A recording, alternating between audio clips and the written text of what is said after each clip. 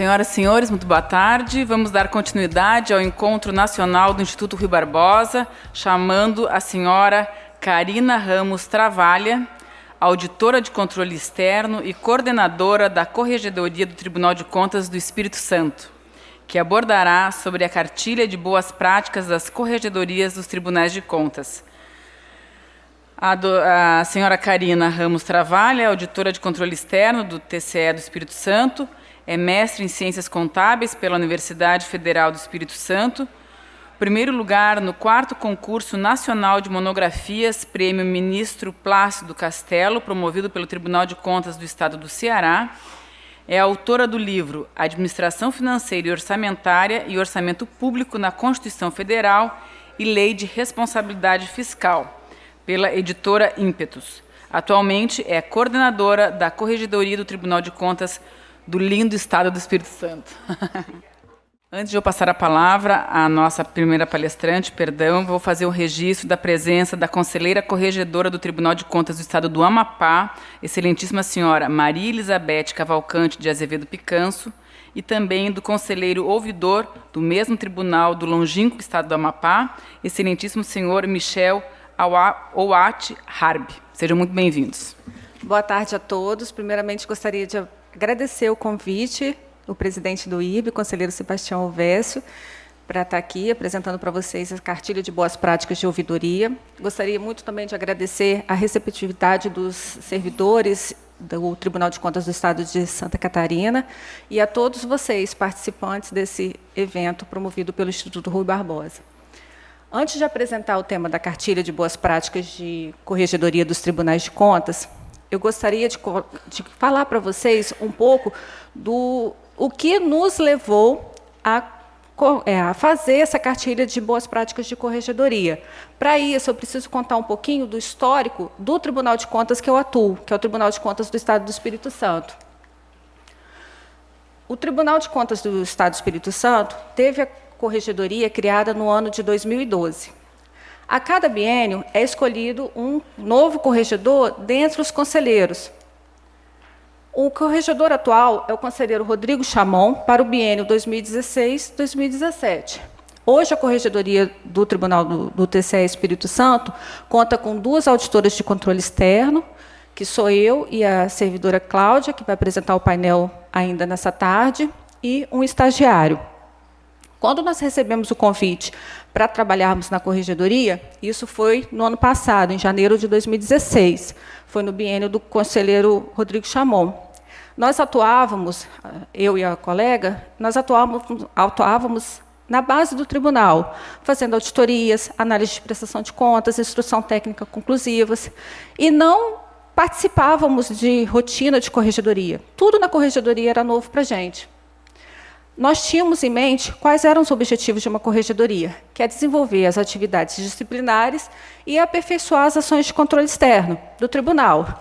E sabíamos também que existem critérios estabelecidos pela Tricom, que através do marco de medição de desempenho, que é uma ferramenta desenvolvida pela Tricom com base nas melhores práticas internacionais, e no ano de 2015, 33 tribunais de contas foram avaliados com base nessa ferramenta. No Brasil, existem 34 tribunais de contas, 33 foram avaliados. O único tribunal que não foi avaliado é o Tribunal de Contas da União. Essa avaliação mede a qualidade e agilidade dos tribunais de contas. Em 2015, eu participei da autoavaliação aplicando essa ferramenta no Tribunal de Contas do Estado do Espírito Santo. Então, quando eu apliquei essa ferramenta, ajudei a aplicar esse diagnóstico no tribunal, eu já sabia muito bem o que era uma corregedoria de excelência, porque são os critérios estabelecidos nessa ferramenta. Mas saber, avaliando é uma coisa, participando desse processo ativamente da corregedoria era outra. Então, quando nós entramos na corregedoria no ano de 2016, sabíamos o que era uma corregedoria de excelência, mas como ser uma corregedoria de excelência é que era a parte mais difícil. Não tínhamos experiência na parte administrativa, na parte gerencial, mas só nos aspectos técnicos mesmos. Quando a corregedoria do TCE Espírito Santo foi avaliada no ano de 2015, a nossa nota, a nota da corregedoria, em atividades de corregedoria, era nota 0. a nota máxima desse diagnóstico é 4. Ou seja, existia uma corregedoria, existia uma estrutura de corregedoria, mas as atividades de aperfeiçoamento do controle externo, elas não eram praticadas. Recebemos uma corregedoria nota 0. Aí vem o desafio. Como esse diagnóstico ele é aplicado a cada 2 anos, em 2015 recebemos a nota 0, e o desafio que o conselheiro corregedor do biênio nos ofereceu, ao nos levar para a corregedoria do TCE, era alcançar nota 4 no marco de medição, agora no ano de 2017. Ou seja, tínhamos 1 ano e meio apenas para transformar uma corregedoria que era nota 0 em atividades para alcançar a nota máxima no marco de medição. Foi um desafio e tanto. Não tínhamos experiência, mas tínhamos muita vontade de sermos uma corregedoria nota 4. Segundo os critérios estabelecidos no marco de medição, para ser uma corregedoria de excelência, a corregedoria tem que atender os seguintes critérios: possuir um regimento interno, o TCE, Espírito Santo, não possuía. Possuir normativo próprio das comissões processantes, nós também não tínhamos, que são as comissões de PAD e sindicância. Nós não tínhamos um normativo próprio para estabelecer as atividades dessas comissões. Não tínhamos um regulamento próprio para os procedimentos de correição ordinária e extraordinária. No nosso tribunal não existia nenhum tipo de correição, nunca foi feito isso, não tínhamos normativo sobre isso. Não tínhamos metas e indicadores de desempenho quanto à realização de correções ordinárias, porque nós não tínhamos sequer feito correção, não tínhamos normativos, quem dirá metas e indicadores de desempenho. Não fazíamos a correção ordinária, que pelos critérios estabelecidos pela Tricom, tinha que ser feita uma correção ordinária por ano, nós não fazíamos. E, derivados dessa correição, o corregedor deveria expedir provimentos, recomendações e orientações. Deveria uma corregedoria de excelência acompanhar o cumprimento desses provimentos. Nós nem expedíamos, nós não fazíamos correções, quem dirá acompanhar alguma coisa que não existia. Controlar os prazos processuais, por mais que a Constituição estabelece prazos, nós não tínhamos nenhum sistema. Quando nós entramos na corregedoria, imaginávamos que como controlar um prazo processual por meio de planilha, isso é possível, são vários processos de controle externo. Será que vamos dar conta sem um sistema para controlar prazos processuais? Próximo item para uma corregedoria de excelência: instaurar procedimentos destinados à apuração da competência da indicação de um conselheiro. Quando o conselheiro entra no tribunal, tem que passar pelo crivo da corregedoria para instaurar os procedimentos para validação dessa posse, dessa nomeação no caso de vacância. Nós também não tínhamos procedimentos nenhum. E, por último, tem que utilizar, para uma corregedoria de excelência, o termo de ajustamento de conduta, que é um termo, um instrumento alternativo para, no caso de infrações leves, seria uma alternativa a utilização desse termo de ajustamento de conduta, que nós também não tínhamos no nosso tribunal. Com base nisso, nós tínhamos 1 ano e meio para implementar esse tanto de critérios, e nós estávamos sozinhas e sem a menor experiência. E o que fazer? Procurar corregedorias, Brasil afora, que pudessem nos auxiliar. Aí nos deparamos com o seguinte diagnóstico. Do resultado do marco de medição, que o máximo é nota 4, um Tribunal de Contas atingiu a nota 4. 17 tribunais estavam com a gente, 16, porque 17º somos nós. 17 estavam com a gente com a nota 0. 10 estão com a nota 1 em 2015.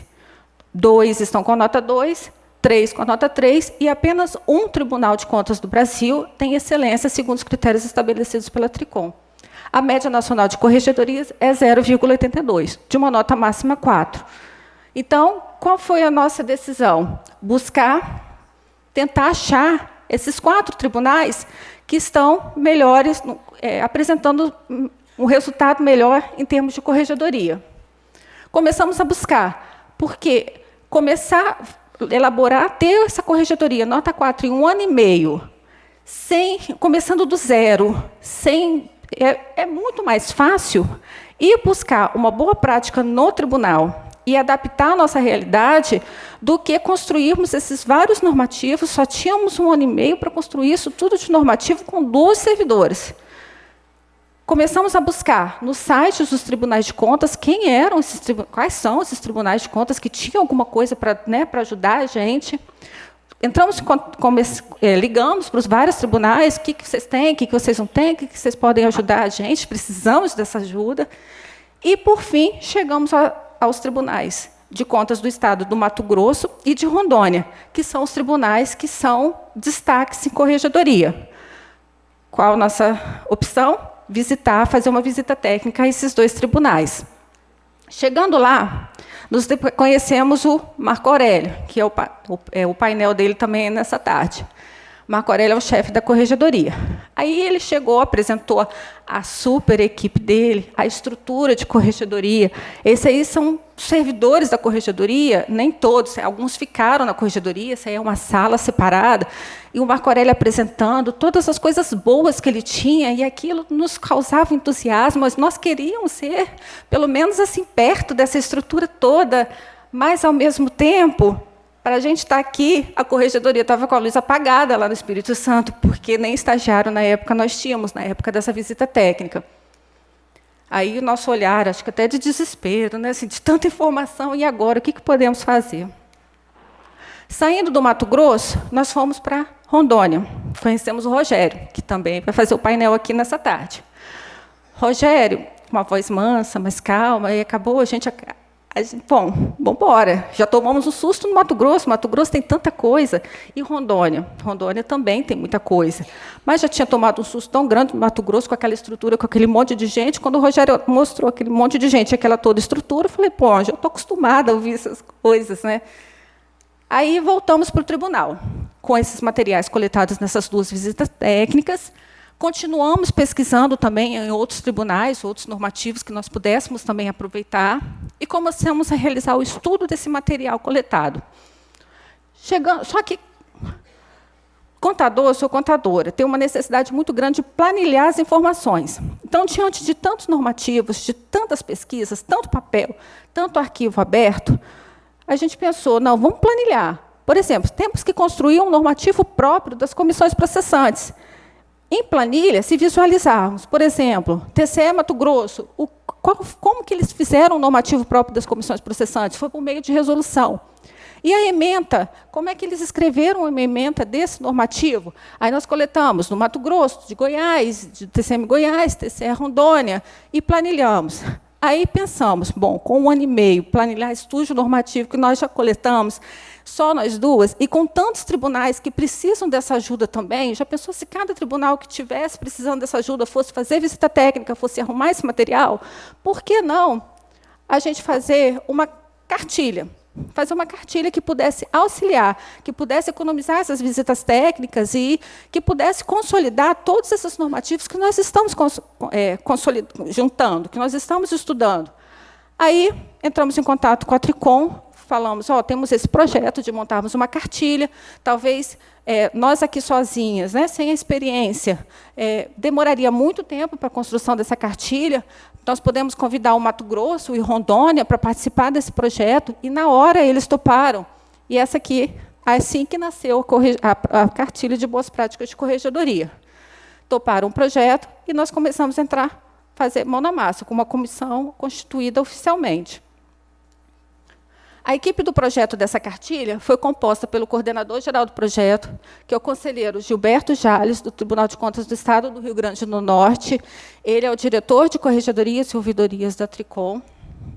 O coordenador da equipe foi o conselheiro Paulo Cury, que é do TCE Rondônia. E a equipe que compôs essa cartilha de boas práticas de corregedoria é composta pela Cláudia, que é do TCE Espírito Santo, por mim, Marco Aurélio, do TCE Mato Grosso, e do Rogério, que é do TCE Rondônia. Unimos as forças, 2 tribunais que tinham boas práticas e um tribunal que tinha muita vontade de ver esse material pronto para que pudesse nos auxiliar nesse processo. Contamos com a equipe de apoio do TCE Mato Grosso, que nos ajudou bastante na composição dessa cartilha, E do TCE Rondônia, o José Ernesto também nos auxiliou bastante. Então, foi uma união de esforços. Nós tínhamos pressa, nós queríamos, assim, a nossa intenção é oferecer um produto que pudesse auxiliar essas corregedorias que mereciam, né, ter uma oportunidade de melhoria, e que pudéssemos, em curto prazo, melhorar, aperfeiçoar as ações da corregedoria. O prefácio dessa cartilha foi feito pelo presidente da Tricom, conselheiro Valdeci Pascoal, e a apresentação dessa cartilha foi feita pelos integrantes da diretoria de corregedoria e ouvidoria da Tricom, o conselheiro Hélio Parente, Gilberto Jales e o conselheiro Renato Rainha, que é do TCDF, e o conselheiro Hélio Parente do TCM Ceará. Bom, nessa cartilha, nós pusemos todos aqueles critérios que foram estabelecidos pela Tricom no marco de medição, nós agregamos vários daqueles assuntos nessa cartilha. Então, o sumário foi composto pelo regimento interno da corregedoria, uma coleta de normativos dos tribunais que possuíam um regimento interno de corregedoria. Falamos também do normativo próprio das comissões processantes de PADs e sindicância. Tratamos nessa cartilha do procedimento de correição ordinária e extraordinária. Estão lembrados que são todos aqueles itens que eu falei que o Tribunal de Contas do Estado do Espírito Santo não possuía e nós precisávamos, e eu acho que foi um bom momento de consolidar todas essas informações numa cartilha só. Termo de ajustamento de conduta possui a consolidação das informações do termo de ajustamento de conduta dos tribunais. Requisitos para a posse de conselheiros. Termo circunstanciado administrativo. São esses temas que fazem parte da nossa cartilha de boas práticas de corregedoria. Cada item dessa cartilha, a exemplo do regimento interno de corregedoria, nós colocamos o objetivo desse normativo. Por exemplo, para que serve o regimento interno de corregedoria? Aí tem a síntese, serve para regulamentar a organização e funcionamento de um órgão ou de uma unidade. Ao lado pusemos quais as referências nós utilizamos, quais os tribunais, de quais normativos nós utilizamos para a composição dessa cartilha. No caso do regimento interno, entrou o TCE Rio Grande do Norte, TCE Rondônia, TCE Rio Grande do Sul, TCE Santa Catarina também colaborou, TCM Rio de Janeiro. Depois dessas referências utilizadas, tem um link. Nesse link, acessa a planilha com todos esses normativos coletados. Aí, por exemplo, regimento interno de corregedoria. Acessando o link, vocês vão encontrar essa página. Essa página está cortada até para melhor visualização. Então, um regimento interno de corregedoria, por exemplo, as referências Rio Grande do Sul, Rondônia e Santa Catarina, eles trataram o assunto regimento interno em forma de resolução. O número da resolução está lá na cartilha. Dentro de um regimento interno, tem que ter informações. Quais as competências de um corregedor? Aí, como fala o Rio Grande do Sul, aí pegamos a parte de competências e colocamos nessa linha, como fala o Rio Grande do Norte, como é tratado o Rio Grande do Norte, esse assunto, aí está ali, e agora Santa Catarina, na hora que nós, do TCE, como usuárias, utilizamos essa cartilha, ficou muito mais fácil, porque fazer um regimento interno informa qual instrumento que se faz, aprova um regimento interno, por resolução, todo mundo tratou por resolução, então ficou mais fácil, então vamos tratar com resolução, se assim o tribunal permitir. Quais as competências do corregedor? Esse tribunal fala que são essas competências, muitos são iguais, mas tem um que traz uma particularidade, então juntamos uma informação, juntamos outras e formamos o nosso regimento interno. E esse regimento, assim por diante, ele é todo planilhado. Aí, por exemplo, o que contempla? Quais as linhas dessa planilha? Contempla quais as competências do corregedor, porque um regimento interno de corregedoria são as informações mínimas que devem compor um regimento. Quais as competências do corregedor, quais são as atribuições do chefe de gabinete, quais as atribuições da assessoria, quais são as atribuições da secretaria da corregedoria. A corregedoria tem que ter um cartório, porque trata de processos sigilosos, quais são as atribuições desse cartório, atos expedientes, arquivamento, onde são arquivados os processos que são tratados pela corregedoria, e, por fim, disposições finais, o que cada tribunal trouxe como disposição final, que não coube em outra parte do normativo, acabou colocando disposição final, trouxe alguma coisa que pudesse acrescentar para nós elaborarmos um regimento interno. E assim por diante. Aí, outro assunto que nós tratamos foi o normativo próprio das comissões processantes, PAD e sindicância. PAD, processo administrativo disciplinar. Também falamos qual a importância desse normativo próprio das comissões processantes, quais foram as referências utilizadas, quais os tribunais que nós coletamos os normativos. Aí abaixo tem o link, que também acessa a planilha do normativo próprio das comissões processantes. Aí, planilhado, mesma coisa do regimento interno. Como foi tratado, esse normativo foi em forma de resolução, a ementa de cada um, como que eles fizeram essa ementa, o que eles puseram. Daí, para a gente construir o nosso, foi muito mais fácil, porque todas essas informações consolidadas, é só pegar de um, adaptar, ver a nossa realidade, o que comporta, o que não comporta. Aí, nesse normativo, nas demais linhas, por exemplo, quando nós elaboramos o normativo, todos os tribunais das informações que nós coletamos trataram esse normativo por meio de resolução. A ementa, chama atenção para a ementa do Mato Grosso, que dispõe sobre a instituição da comissão permanente. Esse normativo serve para quê? Para dispor sobre a instituição da comissão permanente de sindicância e de processo administrativo disciplinar no âmbito do tribunal.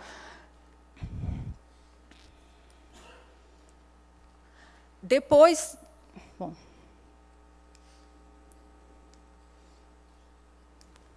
Justificativas são aqueles considerandos que todo normativo tem, considerando a competência do Tribunal de Contas em elaborar seus próprios normativos com base na Constituição Federal, no regimento interno do Tribunal. Qual a finalidade do normativo, que é instituir, no âmbito do tribunal, a Comissão Permanente de Sindicância e do Processo Administrativo Disciplinar. A aplicabilidade dessa norma, essa norma é aplicável a quem? A qualquer ocupante de cargo, função, efetivo, comissionado, e, no caso do TCE Rio Grande do Sul, é aplicável também ao contratado. Como que é feita a composição dessas comissões processantes? Aí o exemplo que eu trouxe é TCM Goiás. A comissão processante é composta por servidores efetivos. Tem tribunais que compõem a comissão processante por servidores, além de serem efetivos, têm que ser estáveis também. O TCE Rondônia tratou também da suplência, são 3 servidores efetivos, mais 2 suplentes. E qual a indicação? Quem indica esses integrantes dessas comissões? No caso do TCE Rondônia, essas comissões são indicadas pelo conselheiro corregedor, e essa comissão, indicada pelo conselheiro corregedor, ela é nomeada pelo presidente do tribunal. Quais são os objetivos de uma comissão processante? Por exemplo, o TCE Mato Grosso trouxe zelar pelo cumprimento da legislação pertinente à ética, planejar e executar as ações processuais, apurar as denúncias. Então, cada tribunal trouxe quais são os objetivos de uma comissão permanente, muitos parecidos, outros com um diferencial. Então, ficou muito mais fácil para nós também trabalharmos no normativo próprio, extraindo essas informações de forma consolidada. Quais os princípios da comissão? O TCE tratou muito bem, o TCE Rondônia, falando que a atividade processante será desenvolvida em obediência aos princípios constitucionais e deve obedecer também a alguns critérios. Aí trouxe os critérios: atuação em conformidade com a lei e com o direito, indisponibilidade do interesse público, impedimento da promoção pessoal, e assim por diante. Quais são os deveres e competências de uma comissão, das comissões? O TCE Rio Grande do Sul trouxe, que é efetuar a investigação e o levantamento de dados, apurar os fatos, elaborar o relatório conclusivo. A atuação do servidor em PAD correlato, por exemplo, o servidor que é integrante de uma comissão de sindicância, e esse processo de sindicância vira um processo de administrativo disciplinar, pode o mesmo servidor que atuou na sindicância trabalhar no mesmo processo do PAD? Aí o TCE Rio Grande do Sul fala que não participará do processo administrativo disciplinar correlato ao da sindicância. Também, no normativo próprio das comissões processantes, deve ter as causas de impedimento e de suspeições. O TCE Rondônia diz que não pode, são impedidos de atuar no processo quem for parente do investigado, processado, ou quem for parente do denunciante, de quem promoveu a ação disciplinar, ou que tenha algum direito na causa, direto ou indireto na matéria.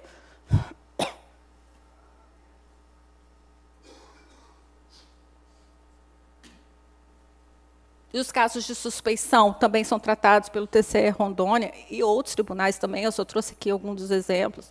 TCE Rondônia é caso de suspeição.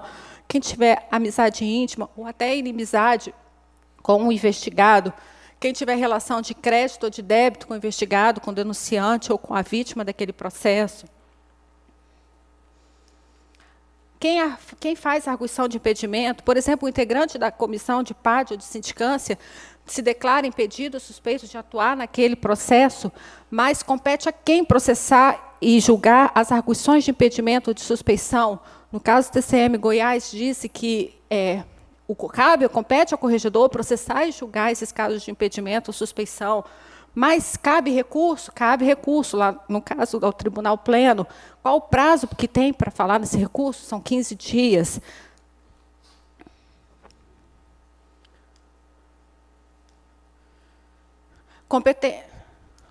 Substituição de presidente. Toda comissão de PAD e sindicância tem presidente.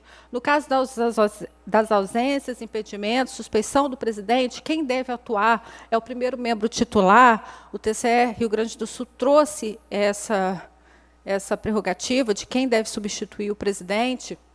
Quais essas competências, no normativo próprio de comissão processante, tem que ter quais são as competências, de quem a competência para a instauração de um PAD de sindicância. O TCM Goiás trouxe que compete ao corregedor geral a instaurar o processo de PAD de sindicância. Reunião. Tem que, motivo próprio, o local de realização das reuniões dessas comissões, isso é muito importante, são processos sigilosos, tem que ter essa informação no normativo, até para preservar a própria comissão do acesso aos processos. Dedicação exclusiva da comissão. A comissão, quando são formados, em geral, são formados por servidores do tribunal que têm suas atividades regulares, e quando eles estão trabalhando nos processos de PAD e sindicância, eles devem, o TCE Rondônia diz que eles devem, é prudente que eles sejam afastados de suas atividades regulares para atuarem nos processos de PAD e sindicância. Gratificação de comissão, tem tribunal, a exemplo de Rondônia, que dá uma gratificação aos servidores que são participantes dessas comissões. No nosso caso, no Espírito Santo, nós não podemos dar essa gratificação, porque o Estatuto Jurídico dos Servidores não permite, mas tem estatuto que permite. Então, trouxemos, quem puder, está aí a informação, o texto, quem quiser aproveitar dele. E o dever de sigilo, como esses processos são sigilosos, tem a prerrogativa, tem o dever dos integrantes nesse normativo de guardar o sigilo das informações referente aos processos. Servidor indiciado, o normativo próprio, é prudente que se coloque à disposição ou não, dependendo do caso, o servidor que está sendo indiciado e qual o prazo que ele tem, a remuneração dele fica sem prejuízo da remuneração, são dados importantes para o normativo próprio de uma comissão processante. Competência. O normativo também tem que ter quais as competências do presidente da comissão. Por exemplo, proceder à instalação e o encerramento dos trabalhos da comissão, designar o servidor que desempenhar a função de secretário. São várias competências do presidente da comissão que, em forma de planilha, ficou muito mais fácil extrair quais poderiam ser aproveitadas no nosso tribunal, nos tribunais que desejarem fazer o normativo próprio das comissões processantes. Quais são as competências dos secretários dessas comissões, que geralmente essas comissões elas nomeiam um secretário, uma pessoa para secretariar os trabalhos. Quais são as competências, os limites que esse servidor tem para atuar nessas comissões? Quais são as competências dos membros da comissão? O que eles têm que fazer num processo? Penalidades e competências para sua aplicação, também tem esse item no normativo. Enfim, várias linhas dessa planilha em que a comissão que foi instituída preparou, nós, recapitulando, o TCE Espírito Santo precisava de um normativo assim para facilitar a nossa vida, nós tínhamos pressa, nós queríamos ver a corregedoria do nosso tribunal funcionando, atendendo aos critérios estabelecidos no marco de medição, nós tínhamos só 1 ano e meio, e essa corregedoria, com apoio dos servidores do Mato Grosso e de Rondônia, nos deram um apoio em que hoje, essa cartilha ela foi lançada no final do ano passado, então ela já está disponível no site da Tricom durante esse ano, e acessando o site da Tricom, está ali em vermelho,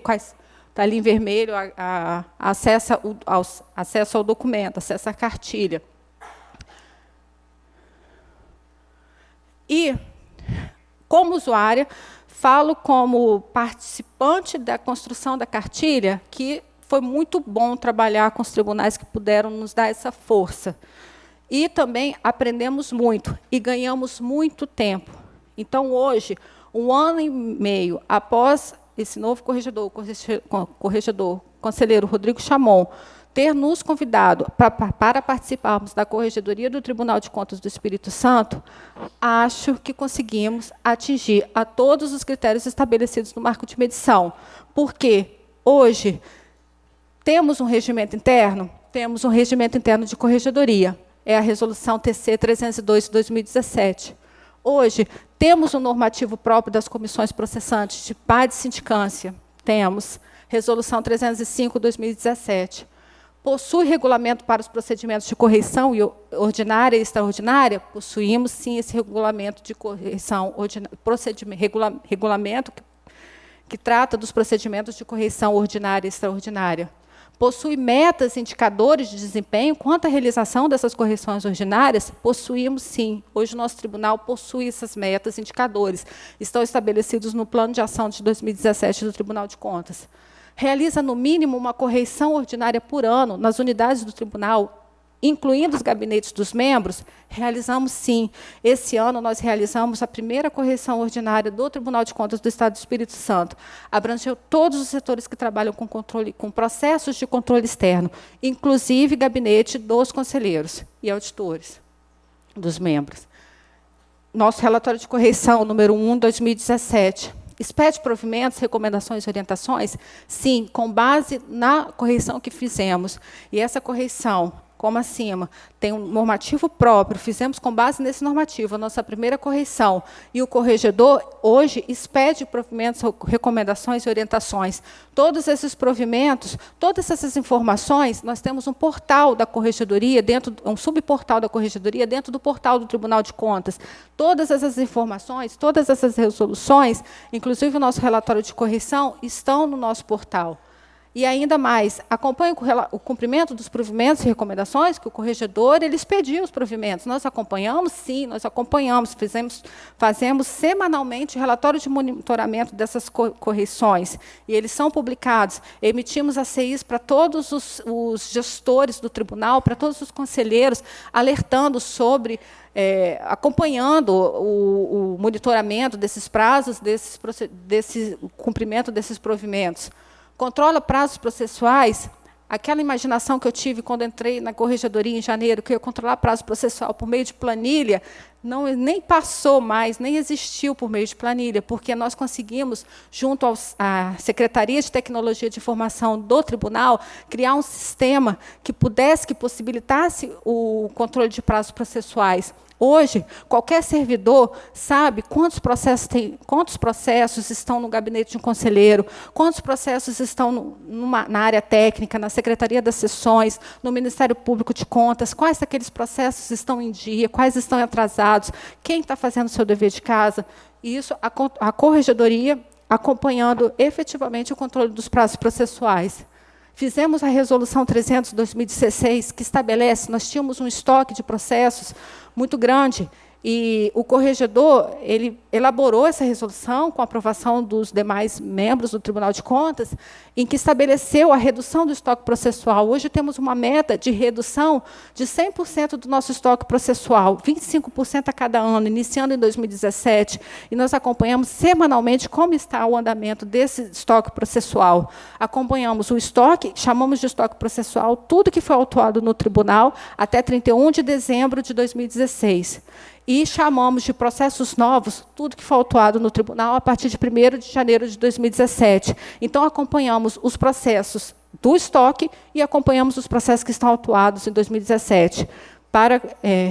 Os processos em estoque tiveram alguns critérios de prioridade. Os que têm dano, os que tiveram prazo prescricional prestes a prescrever, os que já estão prescritos entram na meta futura, mas os que estão prestes a prescrever são processos prioritários para nós. E nós acompanhamos diariamente, semanalmente, Como que está o trâmite desses processos do tribunal? Instaura, próximo item, próximo critério do marco de medição que nós conseguimos atender. Instaura procedimentos destinados à apuração de competência para indicação de conselheiro. Nós temos a previsão da instauração dessa apuração de competência. Está previsto no nosso regimento interno, que está na resolução TC 302/2017, mas nós ainda não instauramos os procedimentos, porque nesse ano e meio ainda não teve nenhuma vacância de conselheiro, do cargo de conselheiro no nosso tribunal. Então, nós não precisamos, ainda não efetuamos, mas já tem a previsão que o conselheiro corregedor vai instaurar procedimentos com relação a esse cargo de conselheiro.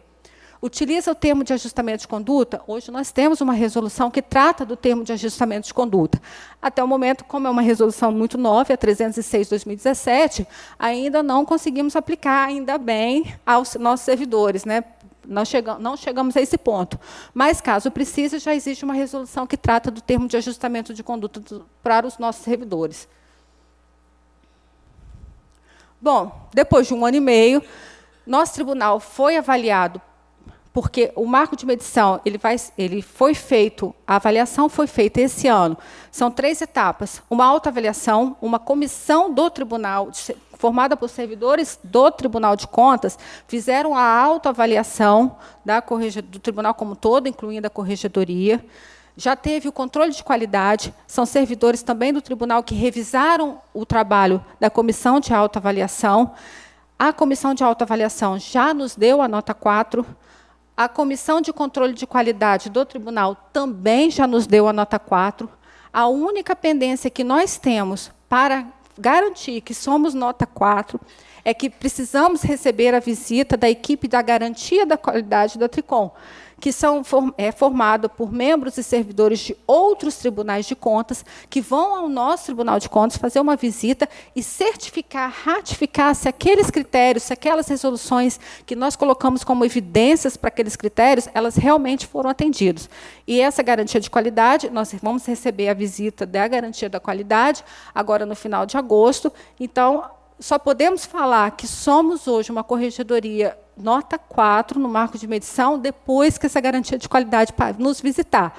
Mas temos já um caminho andado, porque somos nota 4 pela comissão de avaliação, somos nota 4 pela comissão de controle, faltando só a ratificação. Só não, né? É a ratificação, que é a garantia de que realmente conseguimos alcançar todos os critérios estabelecidos pelo marco de medição.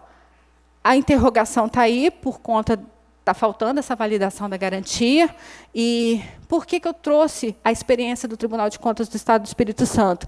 Para dizer para os senhores que éramos uma corregedoria nota 0 e não tínhamos estrutura. 2 servidoras que saímos do chão da fábrica, né, somos auditoras, fazíamos análise de prestação de contas, auditorias, de nada entendíamos de corregedoria, sabíamos quais eram os critérios, mas como alcançar esses critérios era coisa de outro mundo. Recebemos o auxílio dos tribunais que nos ajudaram e não adiantava reclamar, somos só 2, né? 2 para tornar uma corregedoria de excelência é complicado, mas vamos contar com a ajuda dos nossos amigos, dos nossos tribunais que tem alguma coisa a oferecer. Essa cartilha, nós economizamos um tempo danado para a elaboração dos nossos normativos. Imagina só 2 servidoras cuidando dos processos disciplinares, do aperfeiçoamento do controle externo, e termos que construir do zero todos esses normativos, complicado. Então, nos ajudou bastante. Então, hoje eu estou aqui para falar, apresentei a cartilha para vocês, como fiz parte da construção dessa cartilha e hoje eu sou plena usuária dessa cartilha e sei o quanto ela nos ajudou na construção dos nossos normativos, o quanto ganhamos tempo. Hoje a corregedoria atendeu a esses critérios que eu apresentei para vocês, mas a demanda da corregedoria, como ela passou a atuar nos outros setores, nos gabinetes dos conselheiros, na área técnica. Hoje, a corregedoria, eu até brinco com a minha amiga que a gente tem que distribuir senha lá, porque ninguém lembrava da corregedoria. Hoje em dia, qualquer coisa, qualquer denúncia, não, vão bater lá na corregedoria, que eles talvez, né, possam nos ajudar. O prazo, o tribunal todo acabou mudando o planejamento, a quantidade de auditorias em prol desse controle de prazos processuais. Está todo mundo envolvido.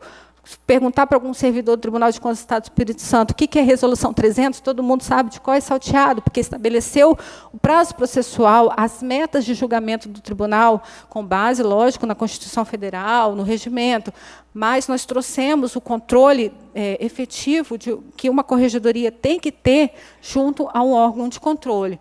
E esperamos, infelizmente, a garantia vai passar só no final do mês, então não posso cravar a nota 4, mas que não seja a nota 4, que seja uma nota 3, para a gente que saiu do zero, 2 servidoras, um estagiário, e o corregedor também, é a primeira vez que ele tem esse papel de corregedor. O conselheiro Rodrigo chamou um conselheiro extremamente atuante. Nós tínhamos a preocupação de construirmos esse normativo. Quando eu e a amiga entramos na corregedoria, nós dissemos, nós vamos construir todos os normativos. Não depende só do corregedor, porque tem um pleno para aprovar, mas nós contamos com a colaboração, o conselheiro corregedor, nas reuniões administrativas, conversava com os demais membros e explicava as vantagens. Hoje, todo mundo passa no corredor, olha, eu estou cuidando do prazo, todos os processos prioritários eles têm martelinho, e nós pusemos etiqueta em todos os processos. Hoje, qualquer servidor que abre o sistema do Tribunal de Contas, ele acessa lá quem está cumprindo o prazo e quem não está, qual o conselheiro que tem, que precisa um pouco mais de ajuda. Hoje, são realizados mutirões. Aquele setor que estava em dia consegue colaborar com aquele setor que precisa de um pouco mais de ajuda. E isso, quando a gente trazer o tema corregedoria, aliado ao tema desse evento, que é governança, são muito ligados os temas, porque uma boa corregedoria, uma corregedoria de excelência, que atende aos critérios necessários, que contribui para a efetividade das ações disciplinares e para o aperfeiçoamento do controle externo, isso é governança do Tribunal de Contas, isso é um apoio à governança. Então, realmente, ao meu ver, corregedoria anda lado a lado com o tribunal, e só tende, uma corregedoria que funciona, só tende a ajudar um Tribunal de Contas. Bom, foi isso que eu trouxe para vocês. Agradeço a presença e a paciência de todos. Obrigada. Muito obrigada, doutora Carina. Gostaríamos de registrar a presença, no início da tarde, do vice-presidente do Tribunal de Contas, o conselheiro Adircélio de Moraes Ferreira Júnior, que esteve aqui no início da tarde com a gente. Bom, convidamos nesse momento o professor doutor César Luiz Passoldi para a apresentação da sua palestra sobre o tema A Ética nas Instituições Públicas e sua antítese, a corrupção. César Luiz Passoldi é doutor em Direito do Estado pela USP, pós-doutor em Direito das Relações Sociais pela Universidade Federal do Paraná, é mestre em Instituições Jurídico-Políticas pela Universidade Federal de Santa Catarina, mestre em Saúde Pública pela USP, especialista em Saúde Pública também pela USP, é graduado em Direito pela Universidade Federal de Santa Catarina, docente da Universidade do Vale do Itajaí, é consultor de organizações nas áreas jurídica e axiológica, presidente da Academia Catarinense de Letras Jurídicas, em mandato de 2013 a 2017, e vice-presidente do Instituto dos Advogados de Santa Catarina, IASC. Com a palavra, o professor César. Boa tarde a todas e a todos. É uma honra estar aqui presente. Quero agradecer o convite que me foi feito. E, especialmente, se me permitirem, através do conselheiro Wilson Vandal, que eu soube foi quem me indicou para estar aqui hoje. Muito obrigado, obrigado às instituições que promovem esse evento. Eu vou usar um material de apoio para ficar dentro de um tempo razoável, mas a nossa Adriane vai me avisar quando faltarem 10 minutos do meu tempo. Fará essa gentileza com um sinal bem discreto. Tu me avisarás com um sinal que não precisa ser tão discreto assim, não. Tá certo? Eu pedi também aos promotores que me permitissem, desse evento, conversar com o microfone na mão. Não é? Eu não... Estou com 50 anos de magistério e no ano que vem 50 anos de advocacia, só me sinto bem em tribuna quando estou fazendo sustentação oral. Aliás, agora está na moda, né? Enaltecer a tribuna, aqui em Santa Catarina, pelo menos. No mais, eu como professor, gosto de circular na sala e olhar nos olhos daqueles que estão me ouvindo e que estão me dando a honra e o privilégio de serem estimulados pelas minhas ideias. Eu, num primeiro momento, fiquei me imaginando, ao contrário da palestrante que me antecedeu, parabéns a ela, eu fiquei me imaginando o que faria eu num encontro sobre ouvidoria e corregedoria. Demorei um pouquinho, porque às vezes a ficha demora a cair na gente, né? Na cabeça. De repente, não, esse meu tema tem tudo a ver, né? Por quê? Porque ouvidoria e corregedoria são elementos estratégicos de transparência. E a transparência é o único antídoto eficiente para a corrupção. Todos os outros antídotos e contravacinas que se aplicam contra a corrupção têm limitação, a transparência não. Nós vamos voltar a falar sobre ela quando eu estiver conversando com as senhoras e os senhores sobre o quanto a corrupção ofende, essa é a palavra, a democracia. E o conceito moderno de democracia, que foi construído pelo Bobbio, eu fiquei com pena que ela não disse. A única coisa que eu me orgulho de tudo que está ali no meu currículo é que eu escrevi esse livro sobre a ética de Norberto Bobbio, o ensaio, que foi a minha tese de pós-doutorado. E ali, entre outras coisas, eu aprendi o conceito contemporâneo de democracia, que, por ser contemporâneo, tem alguns elementos do conceito tradicional, mas tem a transparência como elemento fundamental. Não há democracia sem transparência da coisa pública, obviamente. Então, me senti confortável. Depois de alguns minutos, quando caiu a ficha, disse, não, realmente, o meu querido conselheiro Wilson Vandal se reportou a este tema, que é fundamental para mecanismos como ouvidoria e corregedoria, que devem ser eficientes no zelo pela coisa pública e a transparência do interesse público, né? Nós vamos começar, como eu disse, eu preciso do apoio por causa do tempo, porque esse é um tema que me empolga muito. Em outubro passado, houve um evento aqui no nosso Tribunal de Justiça de Santa Catarina, que era especificamente sobre direito eleitoral e corrupção. E eu fui palestrante também, né? E lá eu me empolguei, era para ser 50 minutos, e eu acabei falando 1h10, fiquei envergonhado, pedi desculpa, porque antes de mim houve uma intervenção, que eu respeito, de uma colega minha advogada, que estava muito inconformada, foi imediatamente antes de eu começar a minha palestra, porque um cliente dela, eu já fui juiz eleitoral do nosso Tribunal Regional Eleitoral, para minha honra, representando a classe dos juristas, e nunca advoguei lá, mas advogo e advoguei muito nas outras áreas e nos outros ramos, especialmente o ramo de direito constitucional e de direito trabalhista. Mas eu fiquei muito impressionado, porque a minha colega, e estou sendo respeitoso, mas não posso deixar de provocar a reflexão de vocês, que me antecedeu na palestra, estava inconformada porque um cliente dela tinha sido condenado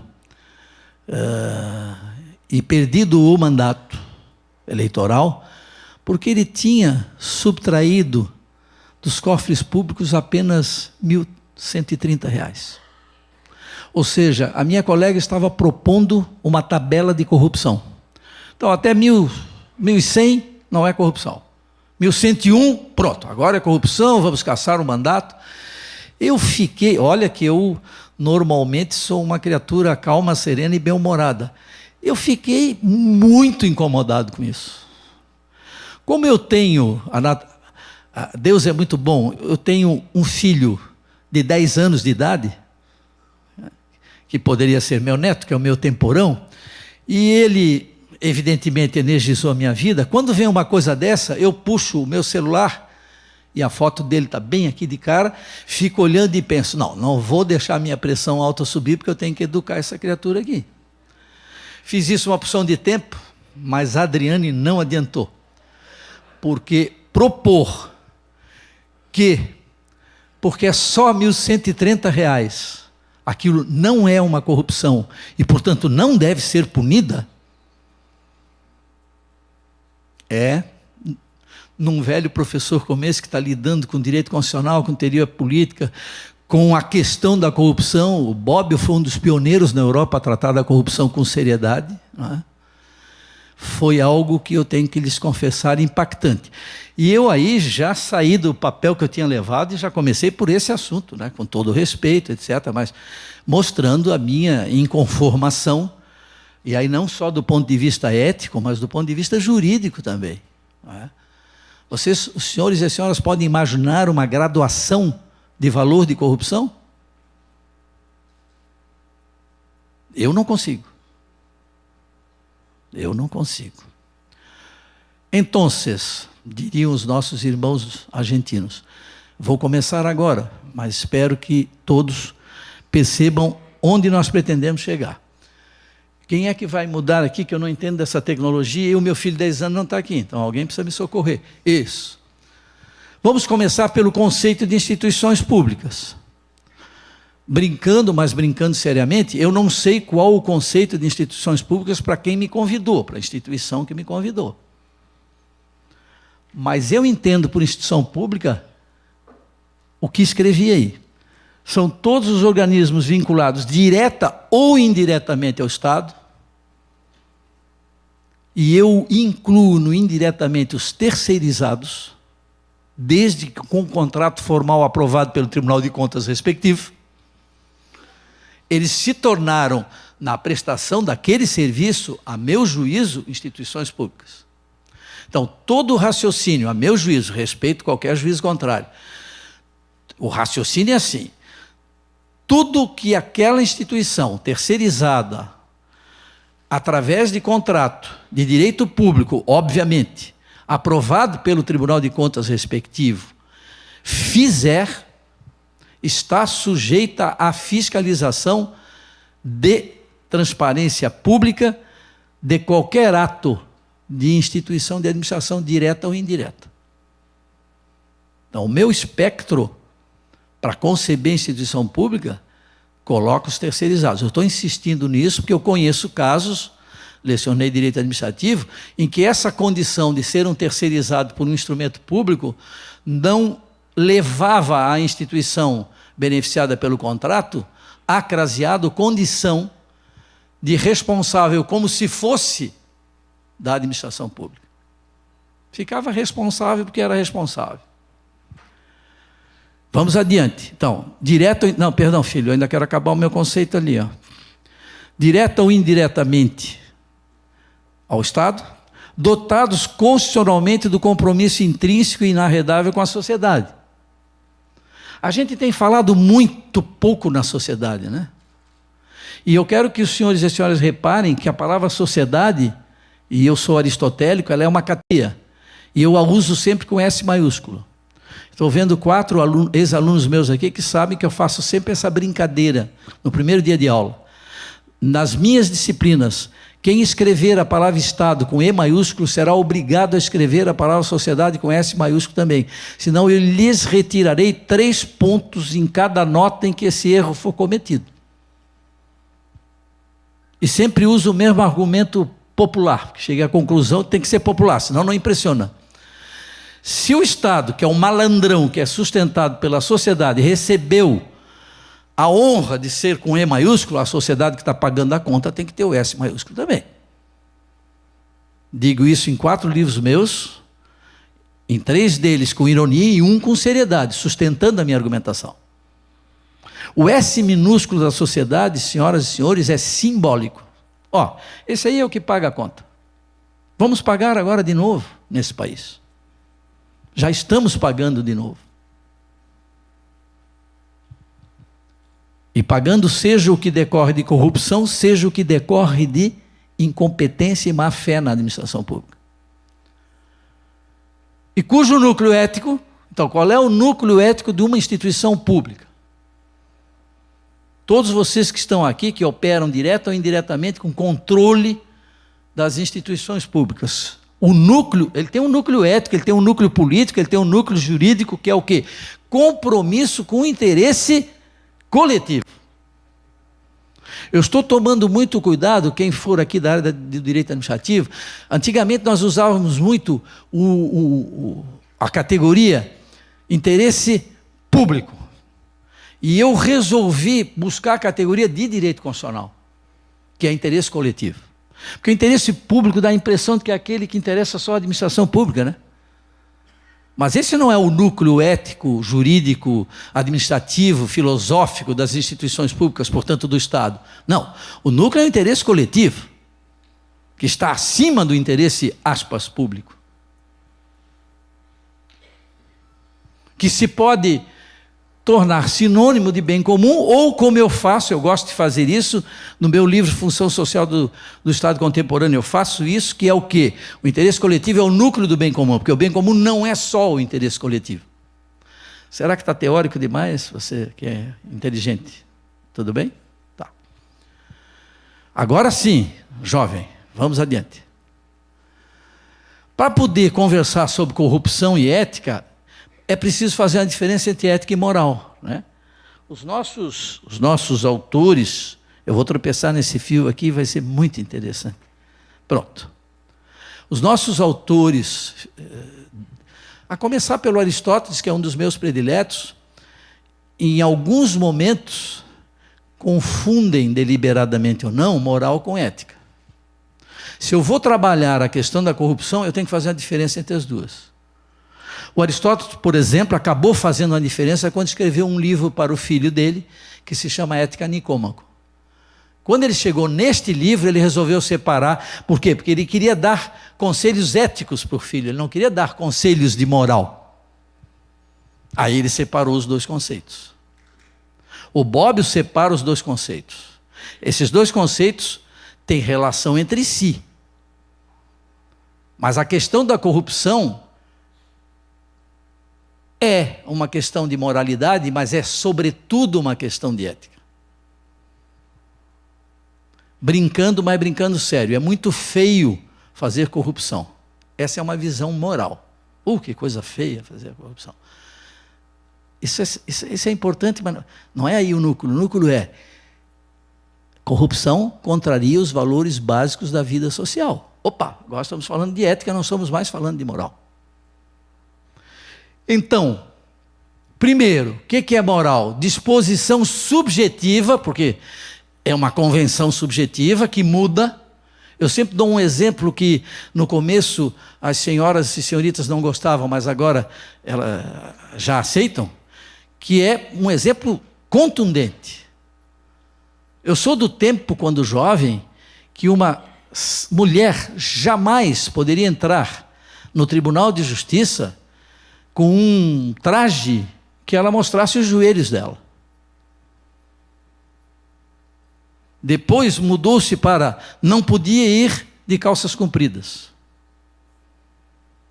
Quero ficar no padrão joelho. Por quê? Certamente não foi por um motivo de ordem ética. O motivo era de ordem moral.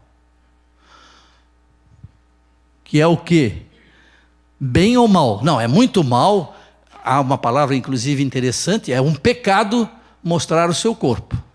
Isso é muito mal. Isso é moral. E isso muda com uma dinamicidade impressionante. Ou eu estou dizendo algo que não corresponde à verdade?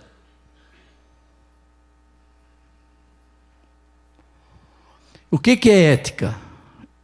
É uma atribuição também subjetiva, só que ela se consolida mais facilmente, se ela for bem estabelecida, de valor ou importância a pessoas, condições e comportamentos. Preservar o meio ambiente é um valor.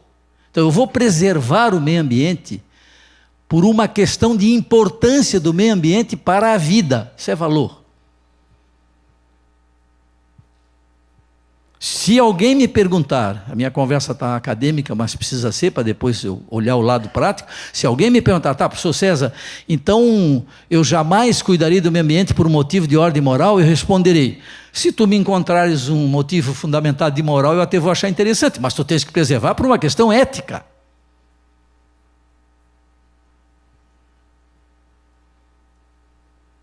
E nós vamos chegar num aspecto importante. Quando chega na corrupção, o problema da corrupção é que ela consegue alcançar e atingir e agredir os dois vetores, a moral e a ética.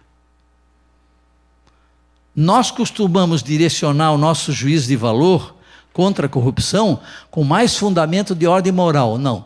Eu lhes proponho que a gente recomponha isso e comece a condenar a corrupção, em primeiro lugar, do ponto de vista ético. Porque ela ofende o bem comum.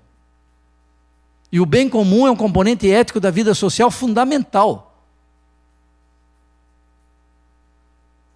Parenteticamente, se me permitir a provocação, só lembrando, os tribunais de contas estão absolutamente comprometidos com a defesa do bem comum, não é do interesse público. Não é só conferir se a verba foi aplicada convenientemente.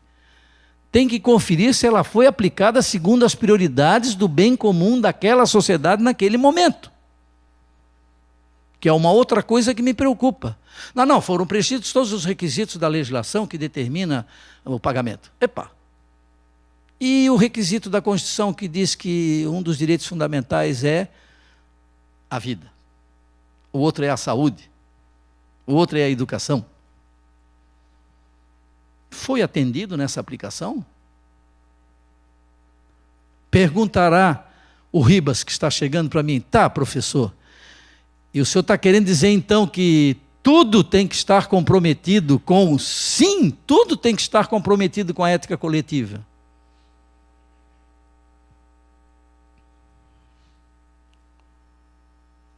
Antes de estar comprometido com a moral.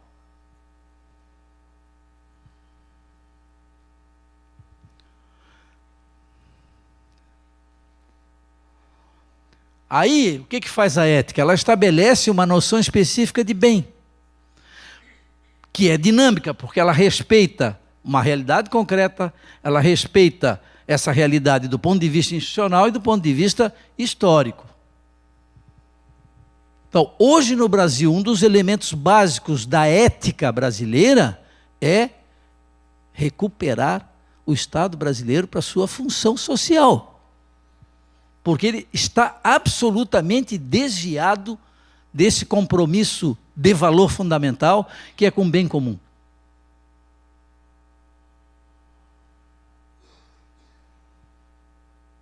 Se for para consolar, lhes comunico que a coisa começou na carta do Pero Vaz de Caminha.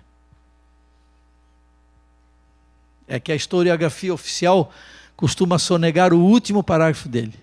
Majestade, meu sobrinho não tem grandes habilidades, mas o senhor poderia conseguir um emprego para ele? É a última frase do Pero Vaz de Caminha, depois de contar que nós chegamos, descobrimos, acontecemos, encontramos seres estranhos, nus. Por último, em linguagem escrita contemporânea, assim, ó, PS, 2 pontos. Não dá para dar um empreguinho, mas ele pediu o emprego. Então, nós já nascemos sob a égide de uma carta na qual o escriba pede, confessando que o menino não tem muitas habilidades, um emprego. Como eu gosto de brincar com isso, me perdoe, mas eu sou obrigado a brincar, ou seja, que sorte que na época não tinha concurso público. Senão o guri não ia entrar nunca. Pô, professor, o senhor está falando mal do nosso país? Não, eu estou contando o que a história independente conta. Daqui a pouco, eu espero que tenha aí a transparência, eu pedi para a Super Patrícia, minha secretária, colocar, dos autores sobre história brasileira que eu vou lhe recomendar. Porque a minha geração e a maior parte da geração dos que estão presentes, nós estudamos por autores de história oficiais, só diziam o que era bonitinho. Não. Nós temos que conhecer o que não é bonitinho da nossa história, para justamente determinar, com base na história, que valores nós temos que cultivar agora, que não foram cultivados lá atrás. A concessão de Sesmarias era corrupção pura, era quem desse a maior comissão, não para o coitado do rei Dom Manuel, agora vou chamar de coitado, que nem estava sabendo do valor das negociatas, para o intermediário. Então, a figura do intermediário na corrupção, senhoras e senhores, neste país é histórica. Está desde o primeiro período colonial. Dando exemplos rápidos para ir adiante, porque eu estou falando de fundamento ético. No primeiro império, qual era a regra básica? Despesas de Dom Pedro I não precisam de prestação de contas. Elas são ilimitadas. Estava lá num decreto assinado por ele próprio. Aí eu, sempre muito inocente, eu era um admirador do Dom Pedro II, pensei, não, o Dom Pedro II, esse negócio não valia mais, né? Aí liguei para um dos historiadores que eu vou indicar aqui, disse, tá, quando é que tu vais fazer o livro sobre o Segundo Império? Ele fez sobre o primeiro, em que ele documenta e mostra isso. Por quê, professor César? Não, porque eu queria saber se o Dom Pedro manteve aquele decreto do pai dele de que ele não precisava prestar contas. Sim, ele manteve.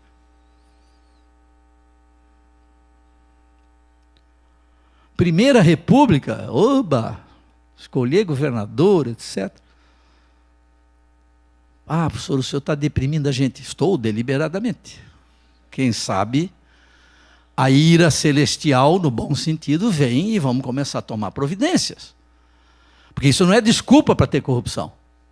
Pelo contrário, isso tem que ser o principal estímulo para a gente resolver que as coisas agora vão ser tratadas de maneira diferente. Vamos adiante, meu jovem. O que é ética? O que ela significa em instituição pública? Efetivação e atitude em comportamentos de um compromisso total com a res pública. Quem não é da área de direito, desculpe eu colocar o latim aí, que todo advogado adora um latinzinho, né? Mas é que essa expressão, ela diz tudo. Res pública quer dizer coisa pública. Coisa no seu sentido nobre, e pública por quê? Porque comprometida com o Estado, não senhor, comprometida com a sociedade com S maiúsculo. Porque não é coisa pública o que diz respeito ao Estado. Posso insistir com isso?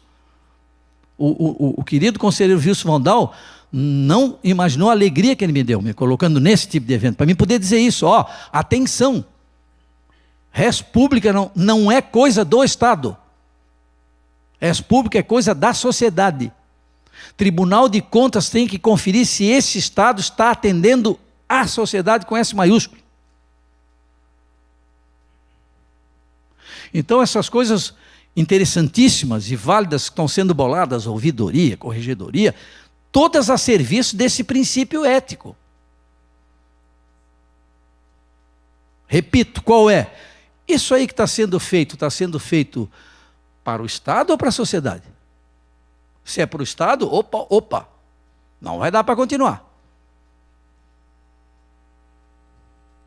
Adiante, meu jovem. Como é teu nome, meu filho?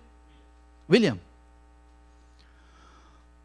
Qual é a antítese da ética? Aí é óbvio, é a corrupção. Desrespeitou a ética, desrespeitou o valor básico que é o bem comum, está sendo corrompido ou está sendo o corruptor. Em linguagem técnica, seja o sujeito, agente, seja o sujeito paciente da corrupção.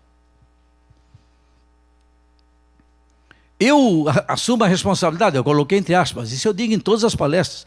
Para mim, todo corruptor, passivo ou ativo, é um mau caráter. Porque a corrupção é desvio de caráter. A corrupção é a violência aos valores básicos da vida humana. Porque ela privilegia uma, duas, três criaturas em detrimento da coletividade. Isso é mau caratismo.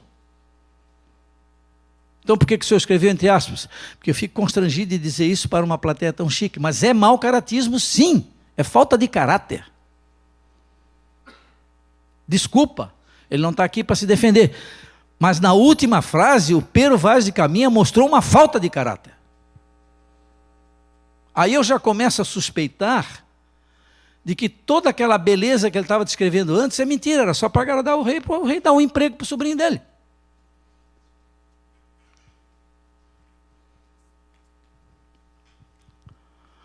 O que ela faz? Tanto com os passivos quanto os ativos, eles são criminosos. Não adianta enfeitar. Todo corrupto, porque está corrompendo ou porque está sendo corrompido, é um criminoso. É um criminoso do ponto de vista ético, é um criminoso do ponto de vista da moral, que quer o bem, e é um criminoso do ponto de vista jurídico. Sabem os senhores e senhoras que estão aqui presentes, que dificilmente tu terás um ato de corrupção que já não esteja tipificado em algum lugar. Código Penal, Código Civil, na própria Constituição, está tipificado. Podemos ir adiante. O que é que caracteriza a corrupção? Lesão, não importa o tamanho. Eu sempre começo com aquela história do R$1.130, que eu não estou inventando. Está nas gravações do evento do Tribunal de Justiça. E como está a minha intervenção dizendo, então se for 1.131 é que vira corrupção. Com todo respeito, minha colega, eu disse.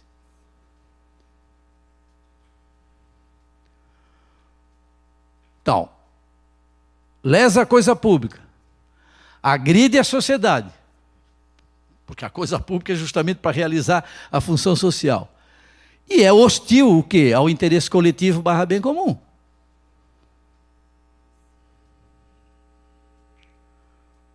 Em linguagem de filme americano de Bambam, de western, de faroeste, olha que mau caráter que é o corruptor, ele é bandido mesmo. O passivo e o ativo. Estou pegando pesado demais aí, jovem?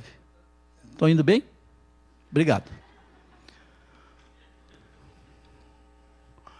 E aqui eu estou incomodando pela insistência, mas, pelo amor de Deus, tribunais de contas desse país, tipifica-se a corrupção independentemente do valor menor ou maior do prejuízo, era o que faltava, né? Fazer tabelinha, não apenas no sentido econômico.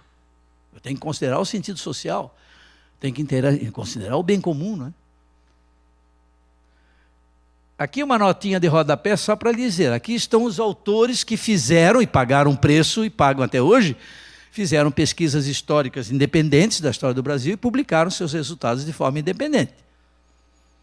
É lá com eles que, por exemplo, tu fica sabendo de todas essas mazelas desde a carta.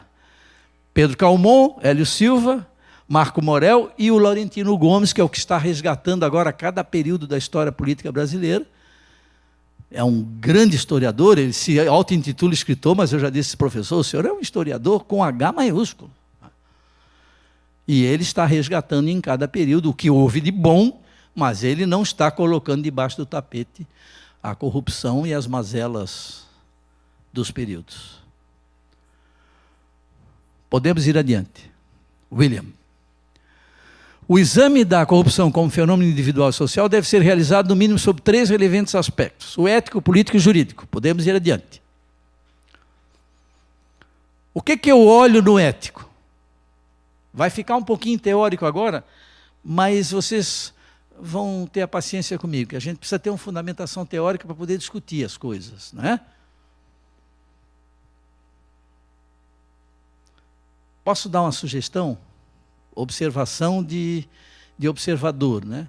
Nós temos que começar a tomar cuidado, porque os nossos pareceres, desde o advogado até o conselheiro do Tribunal de Contas, os membros do Ministério Público, eles têm que ter toda a tecnicidade, fundamentação jurídica, etc. Não estou discutindo isso, né? Mas a gente vai ter que começar a colocar um bom molho ético nesses pareceres, porque isso vai tornar o parecer um instrumento educativo também. Porque a esperança, e não quero ser desagradável, a minha esperança é a geração do meu filho que está com 10 anos. Os meus filhos que têm, a minha filha mais velha, não posso dizer a idade, que é juíza de direito, está tentando. O meu filho do meio, também não digo a idade, procura ser ético. Quem pode revolucionar o ambiente do ponto de vista ético é a geração com 10 anos.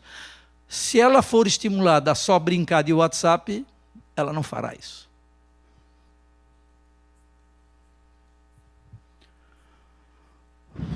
A corrupção é uma indignidade. Numa das palestras que eu dei lá em Joaçaba, há um mês atrás, para alunos da UNOESC, na hora das perguntas, um deles pediu licença, um dos acadêmicos de direito, muito simpático. Professor, posso usar uma expressão popular para designar a sua palestra? Disse, fica à vontade, desde que não tenha palavrão, em homenagem às senhoras presentes. E ele respondeu, puxa vida, o senhor veio aqui e abriu a sua malota de ferramentas, que foi uma coisa mais linda do mundo. E eu disse, isso é um elogio ou uma crítica? É um elogio, professor. Estou abrindo. Ela é indignidade. Ou seja, quem a pratica é indigno.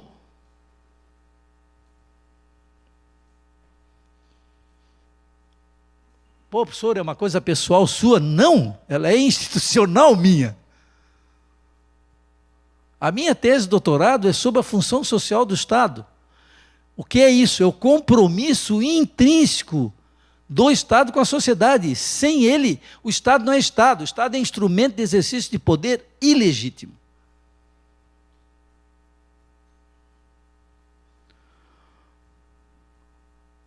Ela ofende a ética individual, mas o pior é que ofende a ética coletiva, né? Então ela é condenável por isso. Então, antes de invocar um argumento jurídico para condenar a corrupção, comece, por favor, pelos argumentos éticos. Porque ou o direito é a expressão da ética, ou o direito não será legítimo. E isso não é uma frase de efeito do professor César. Isso é uma convicção. Se o direito não corresponder à ética daquela sociedade, ele não é legítimo. Pode ter sido aprovado pelo tal do Congresso Nacional, o que quer que tenha acontecido, o quórum necessário, etc. Ele não corresponde à ética daquela sociedade, ele pode ser legal, mas legítimo ele não é.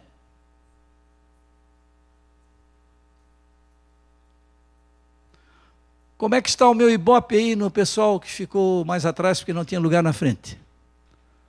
Estou indo bem? Obrigado. Estou sendo bem ouvido aí? Ótimo. Eu estou louco para ir aí para cima falar um pouquinho para vocês, daqui a pouco eu vou. Ele vai me deixar passar, eu vou arrastar os fios dele, tudo, mas eu vou ir.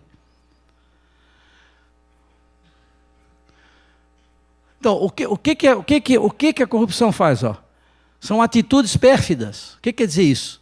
É atitude de mau caráter, de desvio de caráter. Comportamento insidioso, que é isso? Comportamento que ofende o interesse público e coletivo, e não só público. Na corrupção, eu não estou dizendo nada. De novo, se elabora, se trabalha com mentira, falsidade, a verdade é escamoteada. Tá, professor, já sei isso tudo, está ficando cansativo. Eu sei que vocês sabem isso tudo, mas eu vou ficar um pouquinho aqui cansando vocês hoje com isso. Vocês são muito estratégicos, muito estratégicos. E eu não estou falando isso só hoje, não. No ano passado, disse aqui nesse mesmo lugar, eu presido a Academia Catarinense de Letras e Juízes, nós fizemos um evento aqui maravilhoso sobre decisões estratégicas da Suprema Corte Brasileira, ou seja, do Supremo Tribunal Federal, com expositores de alto gabarito. E eu disse isso, se tem um órgão estratégico para combater a corrupção mesmo, são os tribunais de contas. O papel de vocês no específico, talvez vocês não tenham ideia. Vocês são estratégicos. O que a jovem estava aqui dizendo, ela foi embora, ela não está aí, quero elogiar ela na presença dela. O que a jovem estava dizendo aqui são mecanismos que tem que funcionar assim mesmo, porque é assim. A ouvidoria é fundamental. Deveria ser constitucional, e eu estou conversando com um dos razoáveis deputados federais que me escuta, só tu tens que propor uma emenda à Constituição. Todo órgão público tem que ter uma ouvidoria. É a chance de escutar o povo e saber das mazelas que estão ocorrendo e que a burocracia já corrompida, não toda, mas aquele trecho esconde. Então, mocinha, se me permite, né? É simpático. O que eu quero dizer? corregedoria, ouvidoria, fundamentais. Não só para o papel do Tribunal de Contas e seu trabalho, não. Para combate efetivo à corrupção. Porque elas são instrumentos do quê? Vou dizer o que eu comecei dizendo. São instrumentos da transparência. E sem transparência eu não consigo combater isso aí. Só que eu tenho que começar a institucionalizar a transparência, porque nesse país a gente conseguiu avacalhar até com a transparência não institucionalizada. Vamos ter que burocratizar a transparência, pelo menos numa certa medida. Desculpa, professor, o senhor está falando mal do seu país. Eu amo o meu país, por isso que eu estou dizendo isso. E é só aqui, professor? Não, se eu for sentar aí com vocês para contar... Morei 6 meses na Itália, estudei, morei 1 ano lá nos Estados Unidos estudando. Os Estados Unidos, no estado da Califórnia, quando eu soube de algumas coisas na época, eu pensei, ops, esse estado deve ser um dos estados brasileiros fora do Brasil. Se alguém da Califórnia ficar ofendido, é só levantar lá. Hoje tem o Google para levantar essas coisas. Então não é só nosso. Claro que o gênero humano tem essa tendência, né? Mas nós estamos conversando sobre o nosso país. Para usar uma expressão do Machado de Assis, o Brasil está mazelado. O que é mazelado? Cheio de mazelas.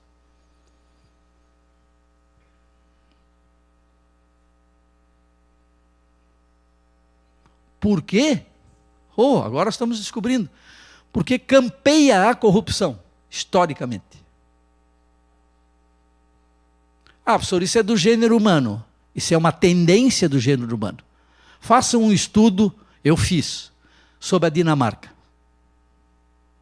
Eu estudo a Dinamarca há mais de 20 anos. Porque como eu tenho formação na área de saúde pública, mestrado, doutorado, o Código de Saúde da Dinamarca é exemplar. E por isso eu acabei estudando a Dinamarca toda, na qual o Código de Saúde é cumprido. É obedecido, ao contrário de outros países desse mundo. Ou será que o Brasil está nessa exceção?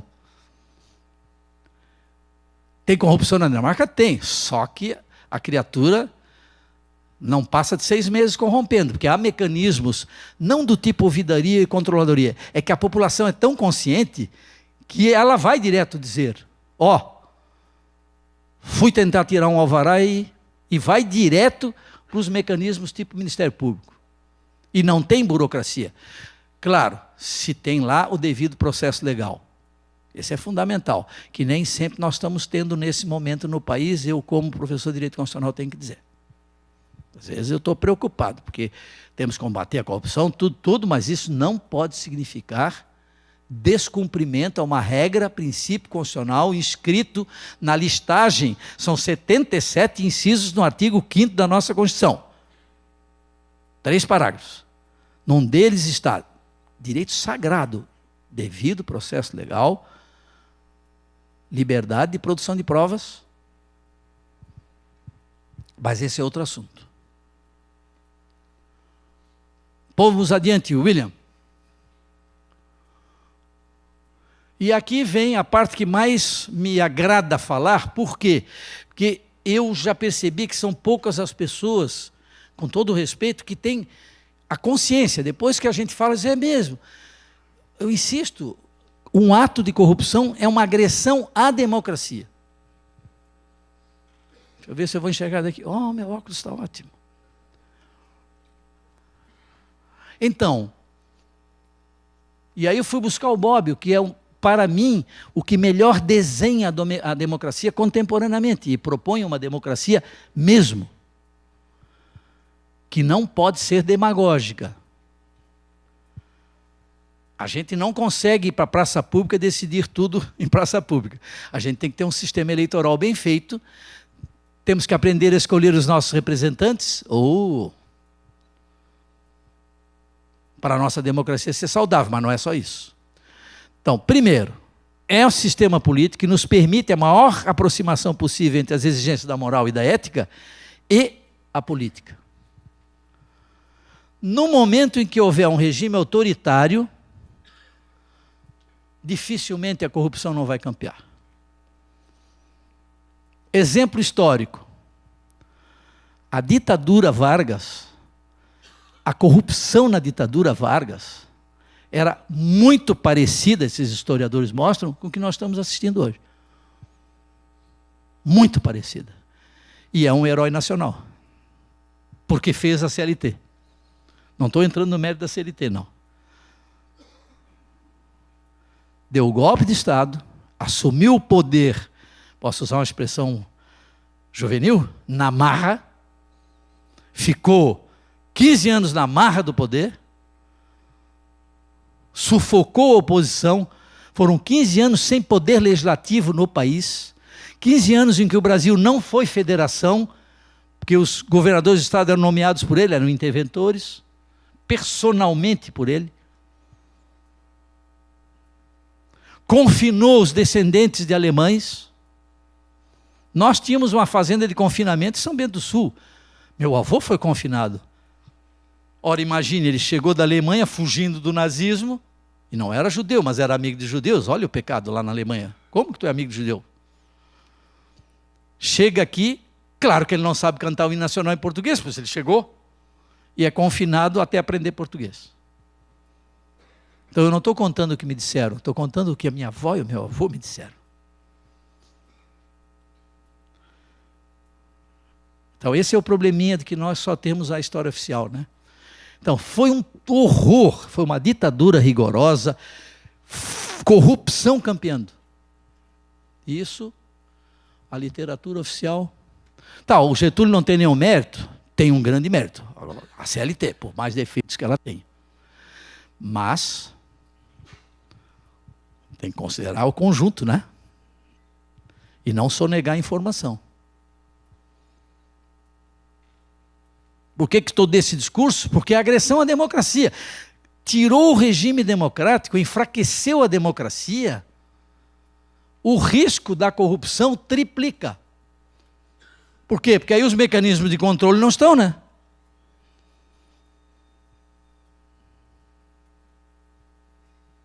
Está muito chato isso que estou falando? Estou exagerando no meu tom irado? Sou brasileiro, eu quero meu país decente, puxa. Quero poder dizer para esse meu menino de 10 anos, ó, meu filho, Ralph ferido, tu moras num país decente. Eu não consigo dizer isso para ele. Infelizmente.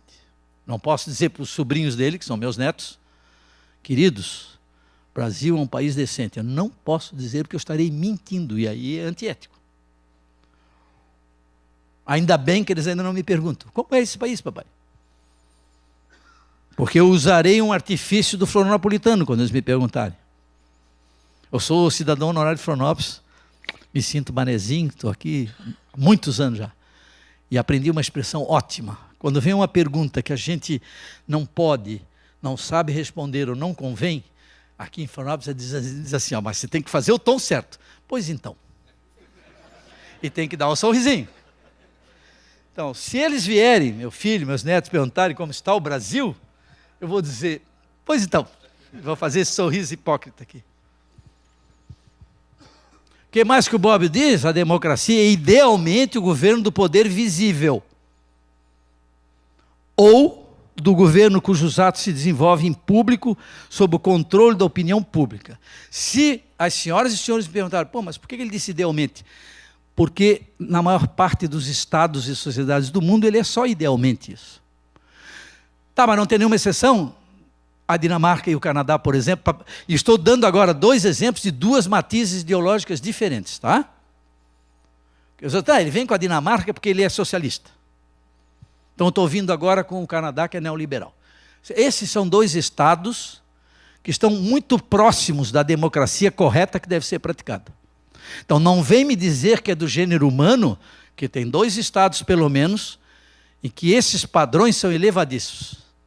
Os últimos 2 corruptos pegos na Dinamarca estão com prisão perpétua. Não tem conversa. Está comprovado, está lá, devido ao processo legal, terminou, pronto.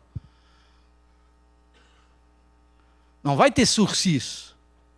Não vai ter perdão assinado por presidente da República em Natal ou Ano Novo.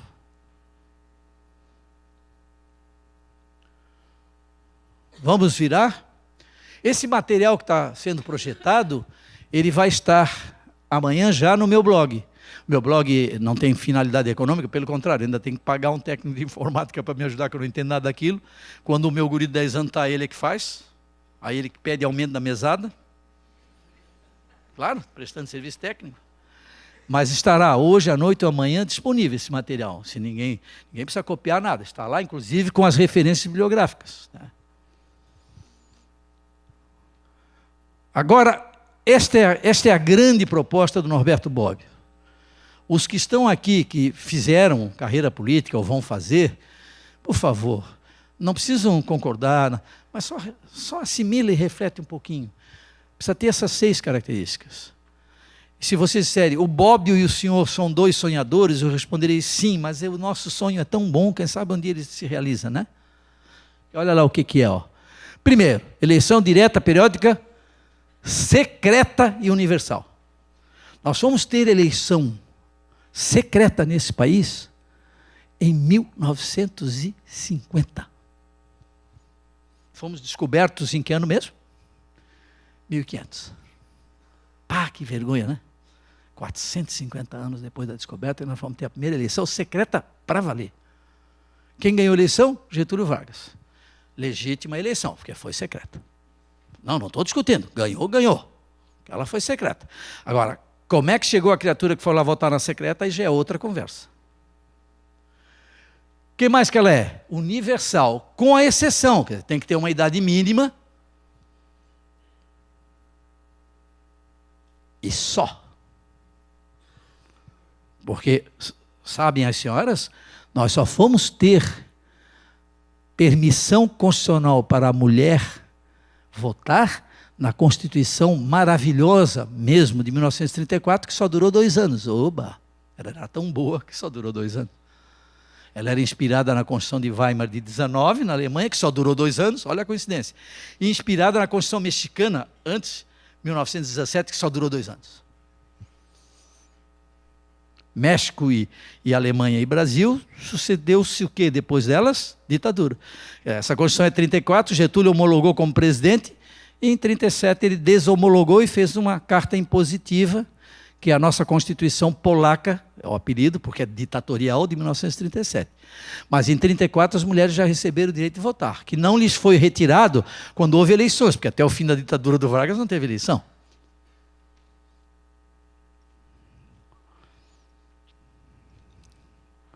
Eu ouvi dos meninos em Blumenau dando palestra, pô, professor, o senhor não está dando direito de defesa para o Getúlio Vargas?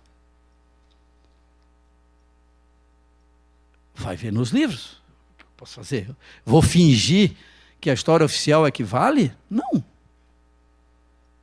Eu não consigo fazer isso. Tá, mas é só nele que o senhor bate? Não, porque eu não tenho tempo, porque senão eu bateria no Dom Pedro I e com lágrimas no Dom Pedro II. Porque o Dom Pedro I, um defensor do Dom Pedro I, eu fui dar palestra, tinha alguns monarquistas, que eu respeito muito, em Criciúma, por sinal, inteligentíssimos os meninos. Não, professor, mas o Dom Pedro I está desculpado, porque ele não tinha cultura. Por isso é que o Dom Pedro II é tão culpado quanto, porque ele tinha muita cultura. Que nós estamos vendo o que aqui? Que cultura só não resolve, né? Se essa cultura não estiver amparada numa ética boa, concorda comigo? Não adianta ser culto. Eu tenho pessoas que participaram na minha vida, somente quando eu era garoto, que a minha avó tinha um hotel ali onde é o Edifício Canadá, aqui em Florianópolis, na Rua Marechal Guilherme, pessoas que trabalhavam no hotel, que eram de uma ética sensacional, e eram semi-analfabetos, mas eram extremamente éticos. Então não tem nada a ver uma coisa com a outra. Terceiro, possibilidade da participação popular na iniciativa legislativa, que nós temos na nossa Constituição. É pouco exercida porque as exigências estão exageradas. Nós temos que exigir dos nossos candidatos para o Congresso Nacional uma mudança, amenizar as exigências dos projetos de iniciativa popular. Porque as exigências ali dão uma bloqueada. Depois, plebiscito e referendo. que é uma prática em alguns países do mundo usual e que nós só usamos para o que chamamos de grandes momentos. Vamos ver se nós queremos parlamentarismo ou presidencialismo. Não. Há outros grandes momentos, como, por exemplo, vamos fazer reforma da Previdência do jeito que está proposto ou não? Faça um plebiscito. Eu vou depor aqui, eu fui juiz lá, vou elogiar os funcionários. A nossa justiça eleitoral está preparada para, com lisura, ser a infraestrutura de plebiscito, de referendo, 5, 6 por ano. Ah, mas custa caro. A democracia tem um preço a pagar. Não custa tão caro quanto a corrupção, isso eu garanto.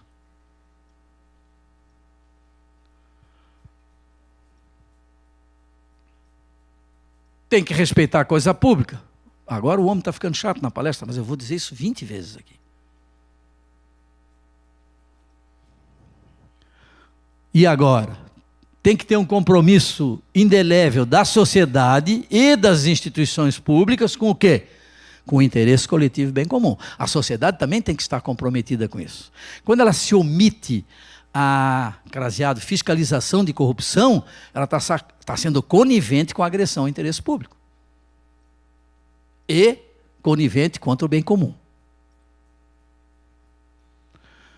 E, por último, a prática permanente da transparência na gestão do poder público. Eu ia fazer isso em cor azul, bonita, mas como eu sou semidaltônico, eu não ia enxergar a cor mesmo, então deixei em preto. Mas isso era para homenagear vocês. Porque, volto a dizer, eu aceitei o convite e vim aqui para dizer isso nos olhos de vocês. Tribunal de Contas é um dos principais, se é que não é o principal, órgãos do Estado que tem o compromisso com a sociedade de identificar e combater a corrupção e defender o bem comum ou o interesse público. Então, se a menininha lá perguntar, pô, professor, o senhor encaixou na nossa agenda, tal, que me convidou, encaixei para poder dizer isso para vocês. Porque eu não sei se estão dizendo isso para vocês. Tem muita gente que não quer que vocês saibam disso. Me diz outro mecanismo que tem a força institucional que vocês têm. Por favor, a palavra está aberta. Me dá um exemplo com essa força. Se tu me disseres Ministério Público, o papel dele é outro. Eu estou falando quem está olho no olho com a administração pública todo dia? Tribunal de Contas. Ou estou exagerando, minha senhora? Não. O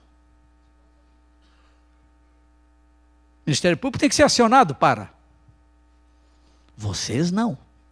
É dever de vocês estar olho no olho da administração pública.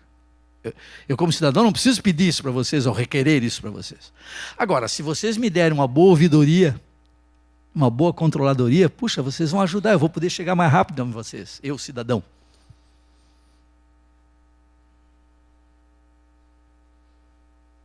O senhor acha que eu estou exagerando? Não, né? Espero que não. Nisso, no específico, no papel do Tribunal de Contas. Em outras palavras, eu disse isso em julho do ano passado, quando fizemos aquele evento supremo. Na abertura que eu falei em nome da Academia de Letras Jurídicas, eu disse isso. Estou no ambiente, estava aqui o nosso presidente Salomão Ribas, educador, jurista, estou no único ambiente capaz de deter a corrupção. Isso eu disse no meu discurso. E continuo dizendo. Integralmente deter.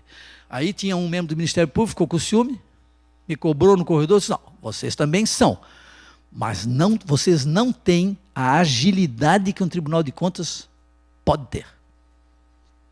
Aí é uma questão de tempo, né? Sem cometer injustiça, mas de acelerar. William, demorou, mas pode mudar, William. Falta só 5 minutos, por que tu não dissesse quando faltava 10? Ó a minha cara de magoado aqui, ó. Então, ela é a antítese da transparência. O corruptor é inimigo da democracia. William, vamos lá, que agora nós vamos fazer igual o time do Botafogo. Vamos atacar esse negócio aí. Se bem que o meu time está meio fraquinho, mas tudo bem. No aspecto jurídico, o diagnóstico é objetivo e peremptório. Já disse antes, corrupção viola a Constituição, Código Civil, Código Penal, toda a legislação administrativa, tributária, previdenciária, a eleitoral. Essa, então, é agredidíssima, né? É impressionante a agressão que a corrupção no Brasil faz à legislação eleitoral. Eu não pus etc., porque como cientista eu não uso a palavra etc., mas dá para fazer uma lista grande. Todo o espectro completo do direito se encaixa na corrupção. Vamos adiante, William? O tempo ruge e urge. Temos que combater sempre. Agora estou sendo bem resumido, né? E aí eu venho com uma coisa óbvia, mas eu tenho que vir perto do fim. Só para lembrar, além de tudo, tanto o corruptor quanto o corrompido agridem a cidadania, né? Atropelam os direitos do cidadão. Os dois. 3 aspectos: ético, político e jurídico. Não tem jeito, não dá para tolerar a corrupção. Insisto de novo, não dá para tabelar valor de corrupção. Qualquer valor é corrupção. William? Não há maior inimigo da democracia que o cidadão apático, indiferente, cético, ou pelo contrário, vamos ver, pouco respeitador das regras, que infringe sem muitos escrúpulos quando está certo de passar despercebido. Ontem eu não sou perfeito, mas ontem, por exemplo, numa situação de trânsito, eu flagrei uma autoridade cometendo a infração porque achou que ninguém estava vendo. Irei encontrar logo com ele e direi: eu só notei a tua placa, mas eu vi que a autoridade, meu filho, que tu exerce, não te permite estacionar num lugar reservado para portador de necessidade física. Então, quando tu for fazer o próximo discurso, vou tudo dizer, foi meu aluno, vai pagar o preço de ter sido meu aluno. Próximo discurso que tu for fazer, tu pensa bem no que tu vai dizer sobre ética. Esse é o problema do professor César. Ele diz o que ele pensa. E se é meu ex-aluno, paga o preço. Eu sou perfeito? Não sou. Mas eu não ocuparei a vaga de um portador de necessidade especial. Eu andei 2 anos de bengala. E não é só por isso, mas eu sei como é. Adiante. 2 dimensões. Primeiro, tem ética na instituição. Mocinha, eu ganho mais 3 minutos? Prorrogação? Quem é a chefe aqui que manda? É a Adriane? Eu tenho prestígio com a Adriane. Ela me deixa, vice, ela me deu 3 minutos. Primeiro, os atores políticos e administrativos devem comportar-se com total compromisso com o interesse coletivo e bem comum. Vocês, volto de novo, quero comunicar que todo servidor público que trabalha em Tribunal de Contas é ator político e administrativo. Político no sentido nobre da palavra, que é qual? Vocês têm compromisso com o exercício do poder legítimo e legal. Segundo, a sociedade é que tem que se movimentar, né? E tem que ser movimento sólido. Posso dizer uma coisa desagradável? Que não se faz através de WhatsApp, lamento. Tem um lugar para fazer um movimento sólido contra a corrupção. É a urna indevassável na eleição. É nós diminuirmos as abstenções. Eu acompanho as eleições dos 20 últimos anos. A nossa abstenção somada com a ausência, porque a multa é R$ 3,11, está chegando em 35%. Quando ela chegar em 40%, todo cientista político, meu colega, na Itália, nos Estados Unidos, que lá eu fiz amizades, dirá: ops, as eleições de vocês não são mais legítimas. Só tem 60% comparecendo. Aí eu coloco o branco e nulo, aí a legitimidade acaba mesmo, né? É lá o lugar. Não é grupo de WhatsApp, não é bater panela, até que é bater pode, na democracia pode, mas não é a batida de panela que vai resolver isso. Eu espero que as pessoas tenham consciência disso. Não, é lá na hora de votar. Não fazer concessão nenhuma. Obrigado pela atenção. Muito obrigada, doutor César Passoldi. Convidamos a todos agora para um coffee break que está servido aqui no hall do nosso prédio. E lembramos que nosso retorno será em 20 minutos para darmos prosseguimento às atividades da tarde.